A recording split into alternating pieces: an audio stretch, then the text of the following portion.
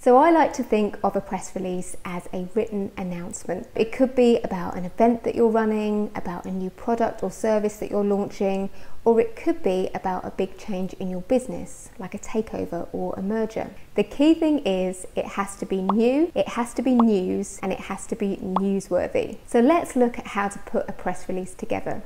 So first off, you need to make sure that you've got a great headline. Now that's because most journalists get hundreds of pictures and press releases every single day. So if you want yours to stand out, you really do need to have a great headline. Let's say you're going to open a cafe in London with your brother, and the only thing you're going to sell is cereal.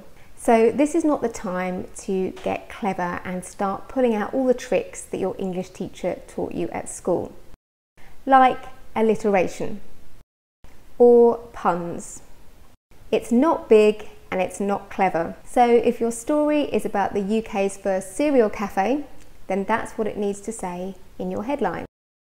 Next, you need a compelling first line for your press release. If you don't nail your story in the first line, they'll switch off and move on to something else. Now this is where you can use what your English teacher taught you at school. You need to get as many of the 5 W's in the first sentence of your press release. So that's the who, what, where, when, and why into that first line. And you need to try and get your subject, so that's the person or thing carrying out the action, as near to the beginning of that sentence as possible. Note the use of will in that first sentence, so that's the future tense, and you do need to get either the present or the future tense in the first sentence of your press release. That's because it sounds immediate, like it's happening now. The minute you put something in the past, so you say that something happened yesterday, it becomes old news, and journalists just aren't interested in old news. Your next sentence should give a little bit more detail about your story. Now, remember to keep your language informal and not like an academic essay. You might not get everything you need to say in your second paragraph. If not, you can always add another.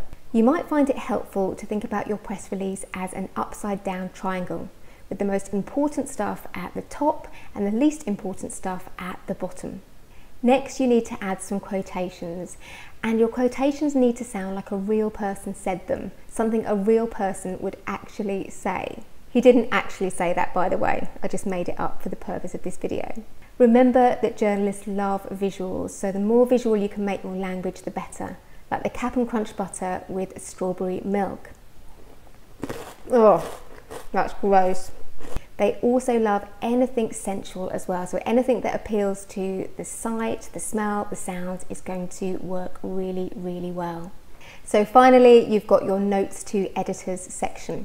Now this is where you add all that useful, important stuff like URLs, like phone numbers, like email addresses, and also whether you have access to photos. Please don't send journalists massive photo files. They won't thank you for it.